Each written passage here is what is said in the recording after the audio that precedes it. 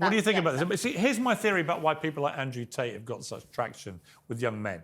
They all feel a little bit put upon. Yes, right. They feel like it's now a new culture. It's gone. The pendulum's gone too far, and that a lot of bad guys got done in with rightly by Me Too and Time's Up. But actually, this culture developed where all men are awful until they can prove otherwise. And young guys are like, gee, what do I do? Right, OK, it is hard to be a young man at the moment. There is enormous pressure on young men, but that's not because of feminism. Women have not caused that pressure to be put on young men. We've got a huge issue. I don't agree. I think a lot of radical feminists What do you think has caused it? What are you talking about? Radical feminists exist. I know you find this hard to believe. But what are radical feminists? We've been on here man-hating women who lead a charge to hate men. They do exist, these people. I mean, come on. How many of those do you really know? And you cannot say me. I'm conscious that I don't want to interrupt my fellow No, feel free.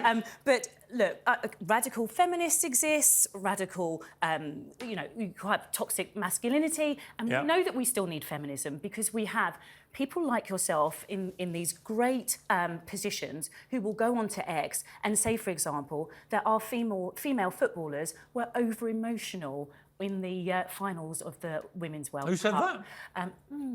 I didn't say that. I think you'll find over-emotional. I think you'll find you did. Why, were they all blubbing? And so I didn't say over-emotional. What I said was that one of the lionesses... I think that was the quote. No, I said one of the lionesses shouldn't have won the BBC Sportsman of the Year this year. One of them won it last year when they won something. This year they got one for losing. I didn't get it. I'll send you across the article. Well, here's my truth about emoting. By the way, I don't like it when male footballers emote too much. I don't like the blubbing culture. Full stop. I'm a stiff upper lip guy, and I know it's gone out of fashion. I know I'm not allowed to be, but I like a stiff upper lip. I like the old way. I like the old Pathé news footage with people going, go, pull, get a grip, and we've got put yourself together. Male suicide rate.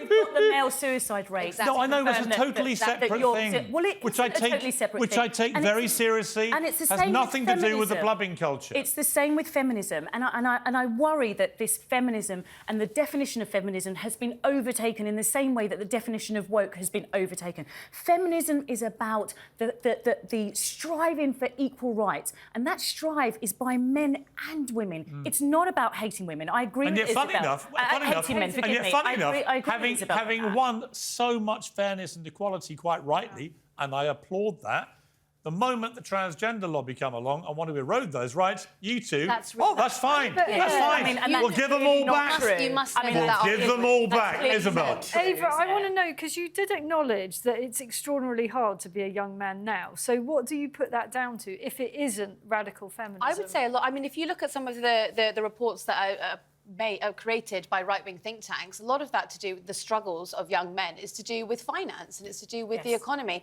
So you'll have poor white young men who are in areas who are defunded and they're not being offered mental health treatment, they're not being offered good teachers, they're not being offered good finance in good economy in their schools. Generation Z, we're talking about 16 and above, is my understanding, and we are, and I agree with Ava, we are in a world now where we're expecting these 16-year-olds, 18-year-olds, 21-year-olds to go into a place of work where work no longer pays. We are in a generation where we are... Why they're distressed. Of course it is. When you have a situation where you have a young male who is looking around and trying to understand, do I go into crime? Do I become a drug dealer? Do I become an X, Y, or Z? Or do I sit back in my chair and say, well, I can't do the job I want to do because of her. I can't do the job I want to do because of an immigrant. I can't do the job I want to do because of wokeism, whatever that means. I don't think this has got anything to do with what we're talking about. It's bang on because the whole thing. Because young men here. You've gone way off. I have young men are upset because they're not. I'm going to trump you both on this.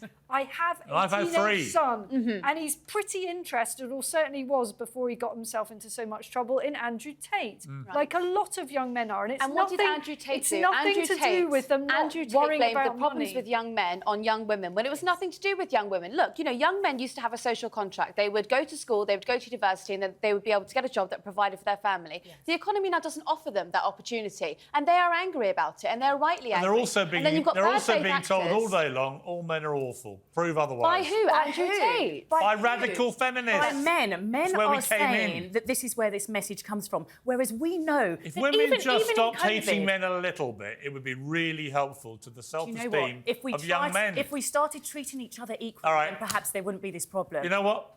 Got to leave it there. And I can't leave it there because I'm a man and I'm in charge of this show. So thank you, ladies.